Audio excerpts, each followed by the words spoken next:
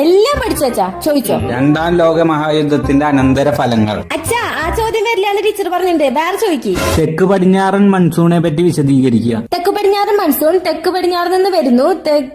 അച്ഛാ ഇതൊക്കെ സിമ്പിൾ അച്ഛാ, കുറച്ച് ടഫായിട്ട് ചോദിക്ക്. നാസിസം കൊണ്ട് ഉദ്ദേശിക്കുന്നത് എന്ത്? അതൊന്നും ഇമ്പോർട്ടന്റ് ക്വസ്റ്റൻ അല്ല അച്ഛാ, ഞാൻ മാർക്ക് ചെയ്തിട്ടില്ല, അതിന്ന് ചോദിക്കും. കേരളത്തിലെ മണ്ണിനങ്ങൾ ഏതൊക്കെ? തുടക്കം ഒന്ന് പറഞ്ഞുതരോ? കേരളത്തിലെ മണ്ണിനങ്ങളെ കേരളത്തിലെ മണ്ണിനങ്ങളെ വിവിധ തരത്തിൽ തരംതിരിച്ചിരിക്കുന്നു. അതിൽ